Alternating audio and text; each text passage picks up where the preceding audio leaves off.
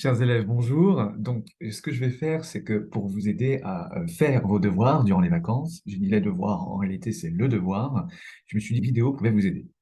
Durant les vacances, vous l'avez vu sur Pronote, il ne suffit que de faire une seule chose, terminer l'explication numéro 9. Je vous rappelle que cette étude linéaire numéro 9, qui est la dernière du chapitre 3 et qui bien sûr est au programme de l'oral du bac, elle est consacrée à un poème de Gérard de Nerval qui s'appelle El Desdichado, qui veut dire le déshérité. Sur Pronote, je vous ai déjà mis le support de la présentation, le support que j'utilise en cours et qui nous a aidé à faire notre fiche jusqu'à présent. Je vais vous demander, avec l'aide de ce support et des documents que je vous ai distribués en cours, de finir cette explication de texte et, en suivant précisément point par point la fiche, de légender le poème de Gérard de Nerval. Mais pour que tout soit bien clair, je vous fais en même temps une vidéo que vous pouvez suivre en même temps que vous faites ce travail de légende. Comme ça, j'espère que tout sera très clair. Alors, je vais juste vous relire le poème pour que vous l'ayez bien en tête et que on sache exactement de quoi on parle. Alors, le poème, je vous rappelle, c'est un sonnet un peu mystérieux qui a été rédigé par le poète Gérard de Nerval après une crise de démence, car on sait qu'il était travaillé, agité, tourmenté par des crises de folie. Et dans ce poème, il nous fait état de sa crise identitaire. C'est-à-dire qu'il ne sait plus qui il est. Il est manifestement rongé par un sentiment très sombre et il espère pouvoir s'en sortir. Je vous relis ce poème.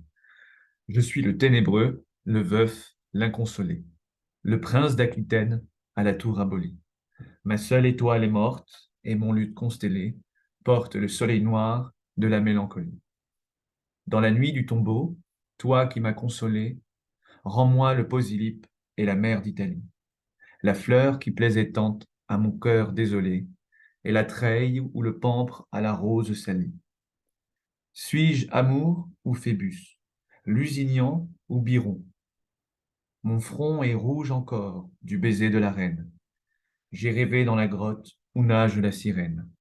Et j'ai 2 fois vainqueur traversé l'Achéron, modulant tour à tour sur la lyre d'Orphée les soupirs de la sainte et les cris de la fée.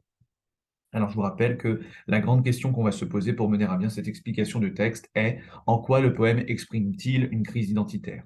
Pour ce faire, on avait découpé le poème en 2 parties. La première partie de ce poème, ce sont les 2 premiers quatrains. Dans les 2 premiers quatrains, le poète, il fait son autoportrait et il se représente comme un être mystérieux et malheureux. Dans la deuxième partie du poème, qui sont donc les 2 tercets, le poète, il va réussir à sortir des ténèbres, à sortir de l'ombre, à sortir de ce sentiment négatif grâce au pouvoir de la poésie. Et je passe très très vite sur tout ce qu'on avait dit en cours. On avait déjà vu une première idée en fait. Cette première idée, c'était que le poète, il est rongé par la mélancolie. Alors, comme il va nous parler de ses sentiments personnels, on avait vu que la première chose à repérer, c'était la présence de la première personne du singulier, qui nous met en plus sur la voie du grand registre littéraire qui est utilisé dans ce poème, à savoir le lyrisme élégiaque, c'est-à-dire l'expression de sentiments personnels, et de sentiments personnels plus précisément qui sont sombres, tristes, de nature pathétique. La deuxième idée qu'on avait repérée, c'était cette gradation ascendante ténébreux, veuf, inconsolé, qui insiste bien sur la grande tristesse qui semble infinie du poète. Le troisième élément qu'on avait repéré, toujours pour démontrer que le poète, il se représentait comme quelqu'un d'extrêmement malheureux, c'était l'isotopie, c'est-à-dire le champ lexical des ténèbres, de l'obscurité. Ténébreux, ma seule étoile est morte, le soleil noir, la nuit du tombeau. La quatrième idée qu'on avait repérée, bah, c'était justement ce champ lexical qui vient mettre le doigt sur ce sentiment qui habite le poète, à savoir l'isotopie de la mélancolie, présent avec le veuf, l'inconsolé, qui sont 2 personnages, 2 figures assez sombres, la tour abolie, donc l'idée d'un château en ruine, ce qui dessine un paysage assez mélancolique, le mot même de mélancolie, et enfin mon cœur désolé, avec l'adjectif désolé, à propos duquel on avait pu dire en cours que ça avait un aspect un sens assez fort, hein. Ici, c'est triste qu'il faut entendre, et même ravagé, dévasté. Donc ça, on l'avait vu. On avait vu que, en plus, le poète, il appuyait vraiment sur le mot mélancolie, d'une part en le mettant à la fin de la strophe. Il faut toujours être attentif aux mots qui sont au début d'une strophe et à la fin d'une strophe.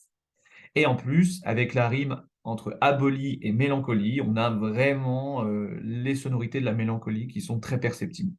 En fait, ces deux petits procédés, ça permet à l'auteur de mettre en relief, de mettre en lumière, de souligner la puissance de la mélancolie. Cinquième élément qu'on avait repéré, c'était cet oxymore métaphorique, le soleil noir de la mélancolie.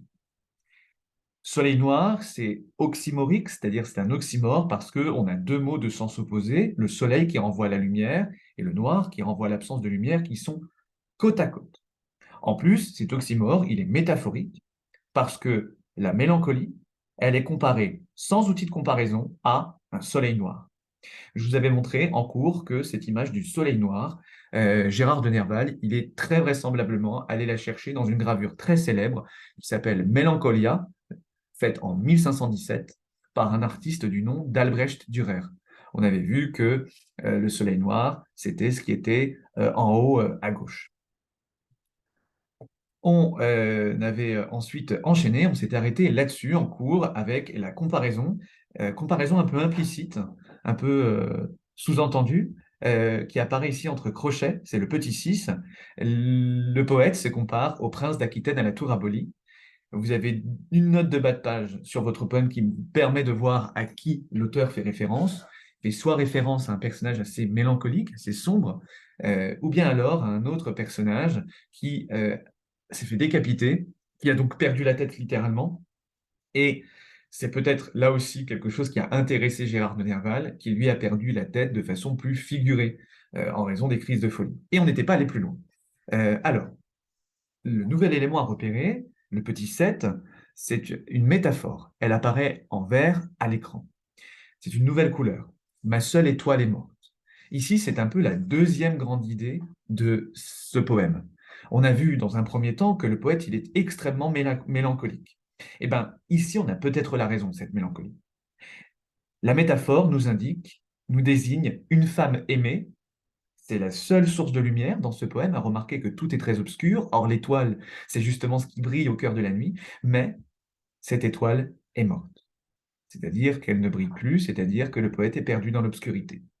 L'étoile, c'est un symbole très positif que l'on va ensuite retrouver de façon un peu transformée plus tard dans le poème. Et ici, il est vraisemblable d'associer ce symbole à la femme aimée. On peut donc parler de métaphore de la femme aimée, car la femme aimée est comparée sans outil de comparaison à une étoile, mais cette étoile est morte. On avance, petit 8, c'est ce qui apparaît là en bleu ciel, le luth constellé. Alors, je mets de côté la légende et d'abord je vous explique ces deux mots. Le luth, pour faire très très simple, c'est un instrument de musique qu'on peut considérer de façon un peu caricaturale comme l'ancêtre de la guitare. Constellé, ici, ça renvoie aux constellations, c'est-à-dire aux étoiles. Mon luth constellé, c'est donc un instrument de musique qui répand de la lumière, répand des étoiles quand il est joué. Petit 8, maintenant, dans la légende, vous verrez que cela fait référence au pouvoir salutaire de l'art. Alors, pouvoir de l'art, ça je pense que vous n'avez pas de problème à comprendre. Salutaire, je vais peut-être un tout petit peu définir, ça veut dire qui apporte le salut. Par extension, qui guérit, qui sauve, qui apaise. Ici, remarquez que le poète, il est perdu dans l'obscurité, il est perdu dans le noir, il n'a plus personne, il n'a plus rien. Mais son instrument de musique, lui, va ramener de la lumière dans son monde. C'est comme pour nous montrer que la poésie, qui est pour lui son instrument de musique, bah, c'est peut-être ce qui va le sauver, c'est peut-être ce qui va lui rapporter, le ramener vers la lumière, ce qui va mettre un peu de lumière dans son monde. Donc petit 8 ici, le pouvoir salutaire de l'art. Et c'est la troisième idée forte de ce poème, l'idée que l'art, ici pour lui la poésie, va pouvoir le sauver, va pouvoir le ramener vers la lumière. On passe au petit 9, et le petit 9, il apparaît en jaune. C'est quelque chose de surprenant qui apparaît dans le deuxième quatrain. Une deuxième personne apparaît, toi, qui est également présente dans l'impératif rend. Le poète s'adresse à quelqu'un, ce quelqu'un a une identité extrêmement mystérieuse, impossible de dire qui est cette personne exactement, mais on peut peut-être déjà l'associer à l'étoile qui est morte. Cette personne à laquelle il s'adresse, ce serait donc la femme aimée. Surtout que quand on y regarde de plus près, bah, on va voir que cette deuxième personne, elle avait des pouvoirs comme de réconfort et de guérison. Toi qui m'as consolé, toi qui étais la fleur qui plaisait tant à mon cœur désolé. vous voyez qu'elle est liée, au fond, à des éléments extrêmement positifs, et on peut donc se dire qu'il s'adresse à cette femme aimée, mais cette femme aimée qu'il a perdue. On avance un peu, et justement pour renforcer ce pouvoir de guérison, ce pouvoir positif que semble avoir cette personne, cette deuxième personne qui apparaît dans le poème, on va identifier deux antithèses. Alors, c'est parti. La première antithèse, et vous allez faire comme moi, elle est entre consoler, et là vous allez faire partir une flèche, hop, et vous allez monter jusqu'en haut, à inconsolé. Donc une antithèse, je vous rappelle que c'est une opposition entre deux mots ou deux idées, mais contrairement à l'oxymore, ces deux mots, ces deux idées ne sont pas côte à côte. Ici, on a une opposition assez simple à repérer entre inconsolé, celui qui ne sera jamais consolé, qui sera toujours triste, et consolé. Il faut donc comprendre que cette deuxième personne, peut-être cette femme aimée, elle avait le pouvoir de l'apaiser, de chasser au loin sa tristesse. Mais bien sûr, maintenant qu'elle n'est plus là, cette tristesse est revenue au galop. Donc vous allez faire, comme je l'ai dit tout à l'heure, une flèche qui part de consoler et hop, qui remonte à inconsolé, et vous allez utiliser le symbole mathématique de l'opposition pour bien signifier qu'il s'agit là d'une antithèse. Là, on a identifié la première antithèse. La deuxième antithèse, on va faire de même. On fait partir une flèche de consoler, on va deux vers en dessous jusqu'à désolé, et on met le symbole mathématique de l'opposition. Consoler, désolé, là encore une fois, ça s'oppose de façon assez nette. Consoler, c'est donc qui est réconforté, qui a été guéri de sa tristesse, de sa mélancolie. Or, cœur désolé, désolé, on avait vu que ça avait le sens de triste, de dévasté, d'accabler, et donc les deux mots s'opposent de façon assez nette. Par ces deux antithèses, on voit que cette femme aimée, tout au moins cette deuxième personne dont l'identité reste un peu mystérieuse, elle avait vraiment un pouvoir immense sur le cœur du poète. C'était celle qui pouvait le réconforter, celle qui pouvait chasser au loin cette tristesse qui ne cessait de le suivre, celle qui apportait un peu de lumière. En parlant de lumière, en orange, vous avez un nouvel élément qui est apparu. C'est le 11e élément qui apparaît. Le posylype, la mer d'Italie, la fleur, la treille, le pampre, la rose. Alors, dans la légende, vous verrez que ces éléments en orange, c'est le retour de la lumière. Alors, c'est une notation peut-être un peu métaphorique que je vais simplifier. Il faut comprendre ici qu'en orange apparaissent des souvenirs heureux. Cette deuxième personne à laquelle il s'adresse, elle est vraiment liée à des souvenirs très heureux qu'ils ont, semble-t-il, partagés ensemble. Pour commencer avec les souvenirs heureux, on va d'abord s'attarder sur le Posélipe et la mer d'Italie. Alors, la mer d'Italie, je crois que c'est complètement transparent. C'est littéralement la mer d'Italie. Il faut imaginer un paysage ensoleillé, un paysage réconfortant, un paysage joyeux qui s'oppose complètement à tout ce qui est ténébreux dans ce poème. Et cette mer d'Italie, bah, c'est peut-être un paysage qui a été sillonné avec la femme aimée. Il en va de même pour le Posélipe, qui est juste avant la mer d'Italie. Le Posélipe, c'est un lieu, je vous en montre rapidement une représentation à l'époque de Gérard de Nerval. Vous voyez, c'est une sorte de colline qui domine la baie de Naples. C'est un paysage qui est très beau. Là aussi, vous voyez qu'il est extrêmement ensoleillé, qu'il fait face à la mer d'Italie. Et quand on s'intéresse à l'étymologie de Posélipe, on voit que par ailleurs, ce nom-là a une signification particulièrement intéressante, le lieu où finissent tous les chagrins. Pour un poète qui est accablé par la mélancolie, qui est accablé par le chagrin, bah, inutile de vous dire que le Posélipe, c'était vraiment le lieu de la guérison par excellence. La fleur et la rose, ce sont deux éléments extrêmement poétiques, souvent synonymes d'amour, d'amour partagé. En parlant d'amour partagé, on a deux mots, la treille, le pampre, qui sont peut-être un peu plus inconnus. Alors là, ça fait référence à la vigne. La vigne, c'est une plante qui donne le raisin, et peut-être que vos parents ont déjà essayé d'en faire pousser. Si c'est le cas, vous savez comment pousse la vigne. La vigne, c'est une sorte de... ça ressemble un peu à des racines, des branches qui poussent, je vais y arriver, de façon un peu folle, et souvent on utilise un support en bois, autour duquel la vigne va s'enrouler et monter et se déployer de façon un peu moins anarchique. Ce support, bah, c'est ce qu'on appelle la treille. Maintenant, les branches de cette vigne qui donnent ensuite des raisins, bah, c'est ce qu'on appelle le pampre. Et ici, on a donc affaire à une végétation, la fleur, la treille, le pampre, la rose, qui sont extrêmement positifs, qui sont poétiques, qui sont beaux, qui renvoient au soleil, qui renvoient à des paysages agréables et assez idylliques. On va revenir ensuite sur la treille, le pampre et la rose, car vous allez voir qu'il y a des connotations en plus. Alors, ici, il va falloir ajouter une couleur là où vous en aviez déjà mis. Ça va arriver encore une autre fois dans le poème. Ici, la fleur qui plaisait tant à mon cœur désolé, il faut remettre une nouvelle couleur. On en est là, si je ne me trompe pas, au petit 12. C'est une périphrase pour désigner, là encore, la femme aimée. La fleur, dans la poésie, c'est par excellence la métaphore qu'on va utiliser pour désigner la femme qu'on aime. Parce que la fleur, c'est beau, parce que la fleur, c'est délicat, parce que la fleur, c'est charmant, parce que la fleur, c'est ce qu'il y a de plus poétique en un sens. La fleur qui plaisait tant à mon cœur désolé, c'est donc une périphrase pour désigner la femme aimée. Périphrase, je vous rappelle que ça consiste à passer par un morceau de phrase, une petite phrase, pour désigner un mot. Par exemple, au lieu de dire cet après-midi, je vais visiter Paris, si j'utilise une périphrase, je vais dire cet après-midi, je vais visiter la capitale de France. Au lieu de dire cet été, je vais partir en voyage au Japon, si j'utilise une périphrase, je vais dire cet été, je vais partir en voyage au pays du soleil levant. Ici, au lieu de dire le nom de celle qu'il aime, il utilise une périphrase, un morceau de phrase. La fleur qui plaisait tant à mon cœur désolé. Et on voit bien qu'il y a un rapport d'attirance, qu'il y a un rapport presque amoureux avec le verbe plaire. Donc on est vraisemblablement dans quelque chose d'amoureux. Et ça permet d'élucider un peu plus l'identité de ce toi qui était apparu un peu de façon soudaine dans le poème.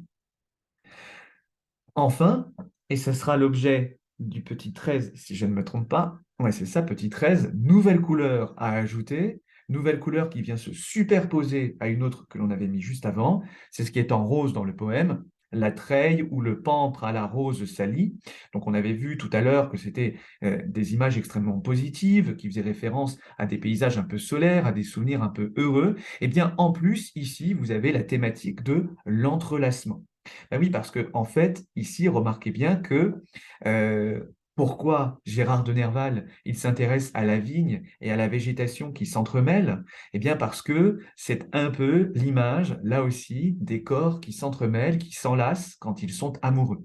Dans la poésie, notamment dans la poésie médiévale, comme je vais vous montrer, et comme je vous l'avais déjà montré d'ailleurs, l'entrelacement de la végétation, c'est un symbole de l'entrelacement amoureux. C'est pour montrer les cœurs qui se rapprochent, les corps qui s'enlacent, bref, les êtres qui s'aiment.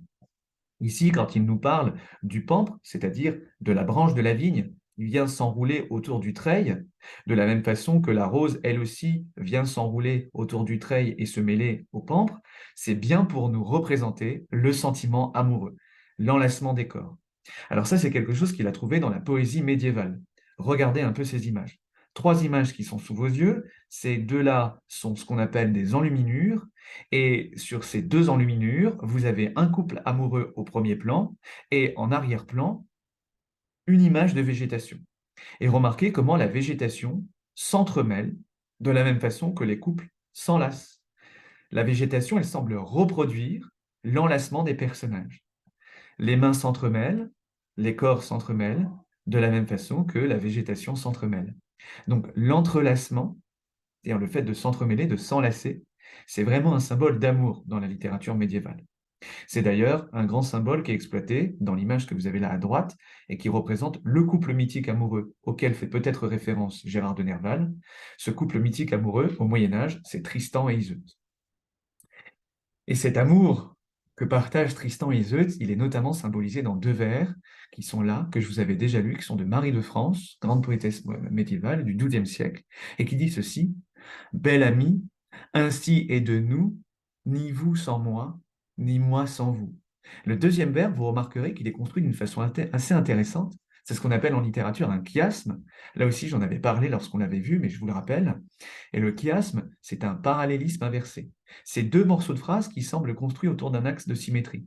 Vous avez vu, il y a un peu les mêmes mots qui reviennent, mais pas au même endroit. On a vous, A, moi, B, vous, A. Ils sont disposés de part et d'autre, comme dans un parfait axe de symétrie, et c'est justement pour représenter la réciprocité amoureuse.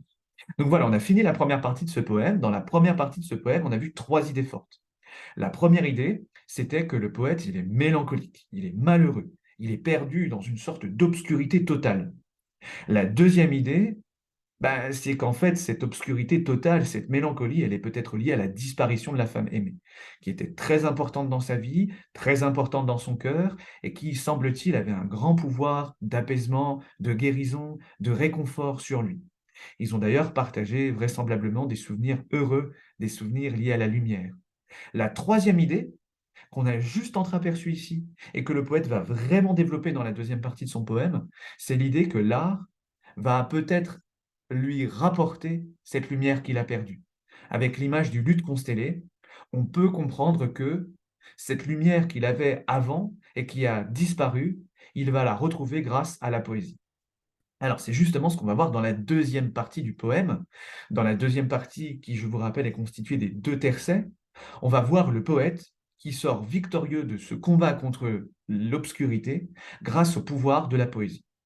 Alors, on va commencer, et c'est la première chose à noter, avec des questionnements existentiels. Un questionnement existentiel, c'est un questionnement sur son existence, sur sa vie.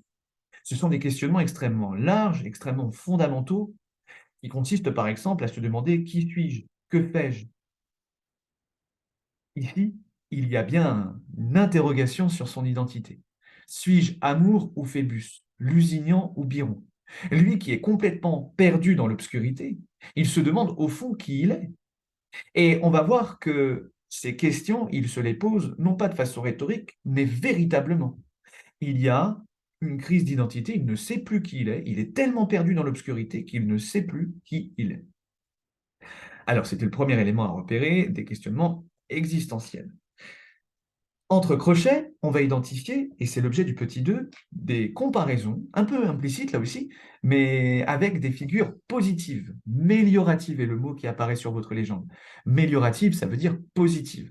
Et on a peut-être là déjà une voie de sortie pour le poète. Il va essayer non plus de ressasser son obscurité, non plus de dire je suis ténébreux, tout est fini pour moi, mais peut-être de trouver d'autres modèles.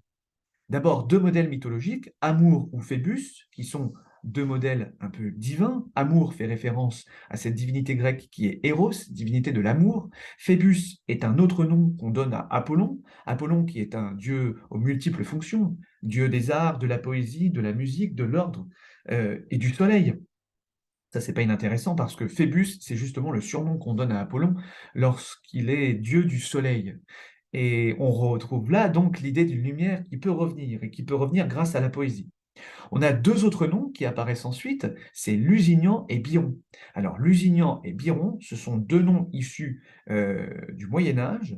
Lusignan est un grand fondateur d'une grande lignée médiévale, et c'est un nom qui est très lié à une légende que je vais vous raconter après, la légende de la fée Mélusine. Biron est un grand chef de guerre catholique. Bon, en somme, pour faire très simple, il se compare à deux grands chevaliers, mais de chevaliers plus positifs que celui qui apparaissait dans la première partie. Le prince d'Aquitaine à la tour abolie, c'est quand même quelque chose de sombre et de ténébreux et de mélancolique. Lusignan ou Biron, on est dans quelque chose de peut-être plus heureux. On va identifier un troisième élément, et c'est bien sûr l'apparition de la couleur rouge qui est synonyme d'amour. L'amour, bien loin d'avoir été oublié par le poète, bien loin par ailleurs d'être englouti par la noirceur de sa mélancolie, eh bien l'amour est toujours préservé dans son front et dans sa couleur par excellence, le rouge. Vous savez que chaque couleur a des symboliques dans l'histoire des arts et de la littérature, et le rouge, c'est notamment le symbole d'amour. Alors dans la légende, vous verrez par ailleurs que ça fait référence à l'œuvre rouge dans l'alchimie poétique. Ça, je le mets de côté, je vous en parlerai quand on se reverra à la rentrée, c'est le dernier petit point qu'il nous reste à aborder dans le chapitre 3. Donc je le mets un peu de côté pour ne pas vous embrouiller à distance. Notez simplement qu'il y a un retour de l'amour, et d'un amour qu'il porte encore en lui, et qui n'est pas oublié, et qui n'est pas perdu dans les ténèbres. On va identifier maintenant, et ça va être d'ailleurs une nouvelle figure de style, petit 4, les aposiopèses. Alors les aposiopèses, c'est ça, c'est les points de suspension. Il y en a là, juste après Phébus, et là, juste après Cyrène. Vous pouvez les encadrer. Ah oui, j'ai oublié de le dire, c'est pareil tout à l'heure, les points d'interrogation, vous pouvez par exemple les entourer. D'accord? Donc vous entourez les points d'interrogation et vous encadrez les points de suspension. Ces points de suspension, ou trois petits points, Ben, c'est ce qu'on appelle des aposiopèses. Alors, une aposiopèse, c'est quoi? Une aposiopèse, d'abord, ça se repère toujours grâce au point de suspension. Une aposiopèse, c'est une figure de style qui consiste à interrompre une phrase, une prise de parole, pour marquer un sentiment intense et important. Ici, c'est un peu le cas. On a l'impression qu'il a envie de dire quelque chose, mais qu'il ne sait pas comment le dire. Il a envie de prolonger sa question, mais qu'il ne sait pas quel mot utiliser. On a l'impression qu'il a envie de nous dire quelque chose. C'est un peu comme quand on envoie un message d'ailleurs, vous savez, sur les téléphones, et que on attend la réponse de l'autre, on a envoyé un message, on attend la réponse de l'autre, et l'autre est en train de taper de sa réponse, il y a les trois petits points pendant que ce message est tapé. Bah, c'est un peu l'idée que ça fait ici, on a l'impression qu'il a envie de nous dire quelque chose en plus, qu'il a encore des sentiments importants à nous dévoiler, mais que ça ne vient pas. Alors ces sentiments, dans la légende, vous verrez qu'ils sont pas si négatifs que ça. Ils sont liés à la rêverie, en fait. Il se perd un peu dans ses rêves, mais dans des rêves plus joyeux que ceux qui étaient dans la première partie du poème. Ensuite, petit 4, on va identifier justement, non, pardonnez-moi, petit 5, on va identifier un temps verbal. Vous savez qu'il faut toujours regarder les temps verbaux dans les explications de texte. Chaque temps a sa valeur.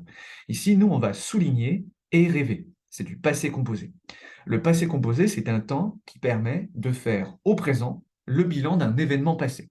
Ça permet de mesurer les conséquences d'un événement passé sur le présent. J'ai rêvé dans la grotte où nage la sirène.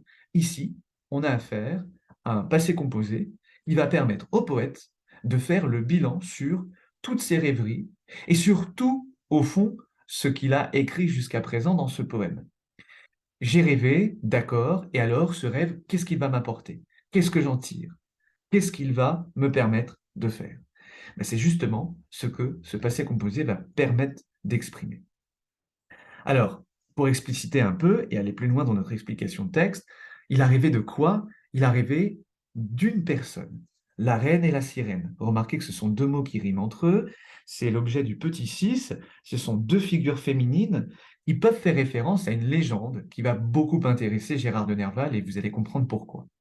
Cette légende, c'est la légende de la fée Mélusine, qui est tout à la fois une reine et une sirène, et on la retrouvera après sous la mention de la fée et de la sainte. Cette légende, je vous la raconte rapidement. C'est l'une des plus célèbres légendes de France et certainement la plus célèbre légende du Moyen Âge. Alors c'est une légende extrêmement longue, assez complexe, et je ne vais pas tout vous raconter, c'est pas nécessaire. Nous, on va juste en retenir l'idée essentielle. L'idée essentielle, bah, c'est d'abord celle d'un personnage qui est Mélusine. Et Mélusine, c'est une jeune fille qui a été transformée en une créature hybride, c'est-à-dire mi-femme et mi-serpent. Cette transformation, il se fait à la suite d'une malédiction. Mélusine, à la suite de cette malédiction, elle est condamnée à vivre loin de tous et de tout, reculée au cœur d'une forêt, et elle est en plus condamnée à ne jamais pouvoir reprendre forme humaine. Dans la mesure où elle est mi-femme, mi-serpent, d'aucuns ont pu l'associer très vite à une forme de sirène, d'où le nom de sirène qui apparaît dans le poème. Il y a une seule porte de sortie pour Mélusine, il faut qu'un homme l'aime assez pour l'accepter telle qu'elle est, dans son caractère monstrueux. De manière intéressante, Mélusine, elle vit dans un château reculé de tout et qui est notamment réputé pour avoir une tour inachevée, détruite. Exactement comme dans le poème, on avait vers deux le prince d'Aquitaine à la tour abolie. La tour abolie, ça veut dire la tour détruite, la tour inachevée, la tour cassée. Donc là, on avait déjà une première référence en fait. Pourquoi cette légende elle a autant intéressé Gérard de Nerval? Bah parce que Mélusine, c'est une femme qui, pour être sauvée, doit être aimée telle qu'elle est, c'est-à-dire monstrueuse. Et Gérard de Nerval, bah, c'est un peu aussi le même cas. Il cherche à être aimé comme il est, c'est-à-dire partiellement monstrueux, en raison de ses crises de démence qui ne cessaient de l'accabler. On va avancer et maintenant identifier le petit 7. Alors le petit 7, on fait deux barres obliques autour de la conjonction de coordination et qui exprime, vous le verrez dans la légende, la consécution. La consécution, c'est quand un événement en entraîne un autre.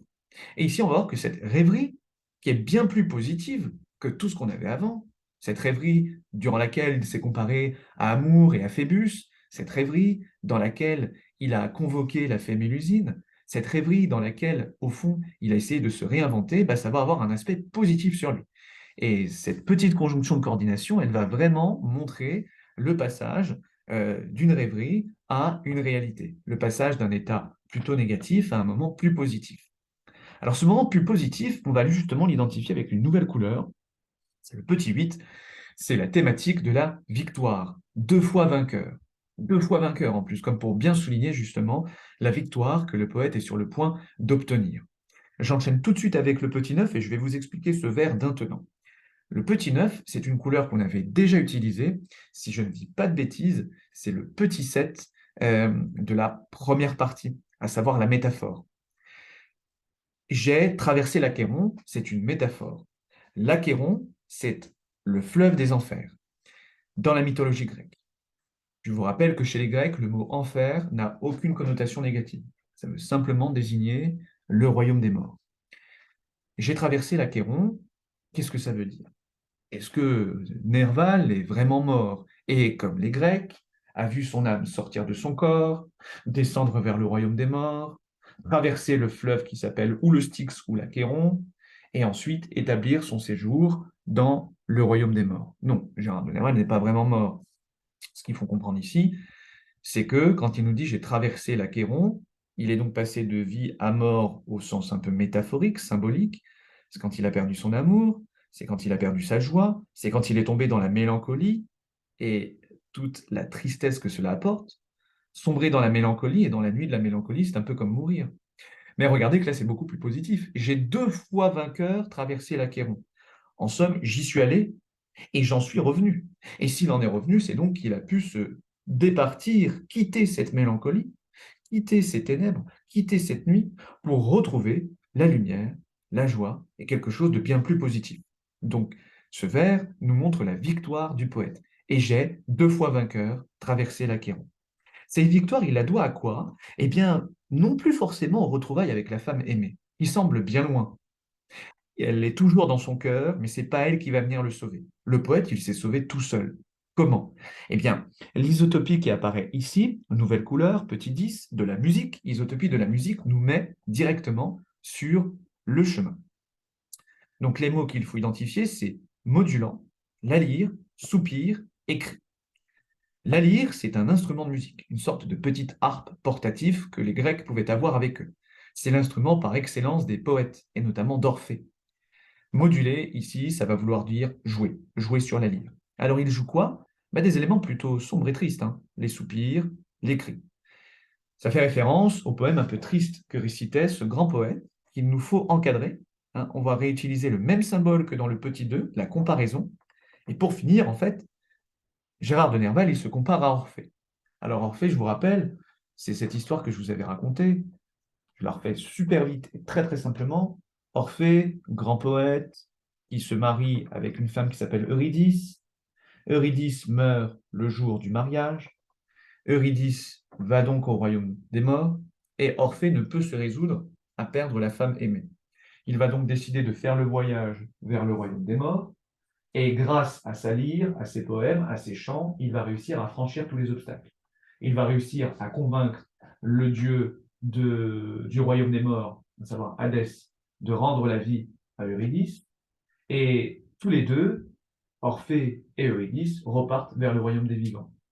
Il y avait juste une condition, c'était que Orphée passe devant, mène le chemin, mène la voie dans le tunnel qui ramène vers le royaume des vivants, et Eurydice doit suivre.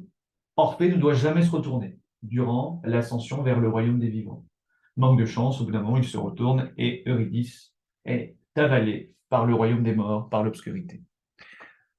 Orphée va ensuite réciter des poèmes, écrire des poèmes pour essayer d'exorciser son mal. C'est un peu, en fait, ce que l'on retrouve ici, mais de façon beaucoup plus positive. C'est-à-dire que Nerval, il va se comparer à Orphée et essayer de faire comme Orphée. Utiliser la poésie pour essayer d'exorciser, ça veut dire vraiment de sortir hors de lui toute sa souffrance, toute sa mélancolie, ses douleurs, toute sa tristesse, toutes ses pertes, et essayer de retrouver la lumière. Donc, comment est-ce qu'il a traversé l'Achéron? Comment est-ce qu'il s'en est sorti? Je vais y arriver. Comment est-ce qu'il a retrouvé la lumière? Grâce à la poésie. La poésie, c'est peut-être ce qui va justement le sauver. On arrive vraiment au bout du poème. Il ne nous reste plus qu'à identifier quelques éléments. Entre parenthèses, on va mettre ici et c'est l'objet du petit 11, la sainte et la fée, qui sont deux figures féminines un peu mystiques. Mystique, ça veut dire mystérieuse, surnaturelle, presque spirituelle. La sainte et la fée, qui font référence, alors déjà qui mélangent plein de thématiques que Gérard de Nerval adore, qui restent très mystérieuses. Comme ça permet à Gérard de Nerval d'offrir un poème extrêmement universel dans lequel chacun va pouvoir projeter ce qu'il a envie de projeter. Et puis par ailleurs, ça continue de faire référence à la légende de la fée Mélusine, dont on avait vu la morale. La morale, pour faire un peu simple, c'est aime-moi comme je suis, même si je suis monstrueux. Et le dernier élément qui est indiqué sur votre légende, et qui n'est pas fait ici, je vais le faire devant vous, c'est la grande musicalité de ce dernier tercet. Oui, effectivement, ce dernier tercet, il est extrêmement musical, il y a beaucoup de jeux de sonorités, et par exemple, il y a des allitérations en R, alors vous pouvez faire comme moi, vous pouvez mettre des petits crochets entre les R, donc on va en identifier quelques-uns.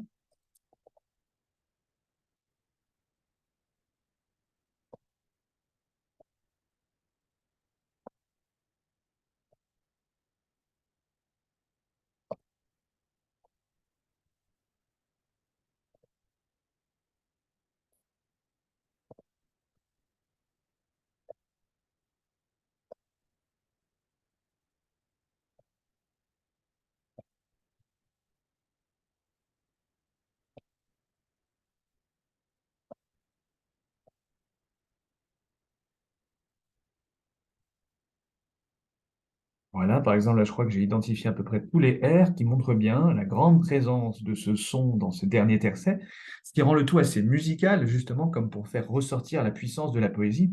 On pourrait en identifier bien d'autres, hein. Par exemple, on pourrait également identifier l'allitération en S, en se, qu'on peut par exemple souligner.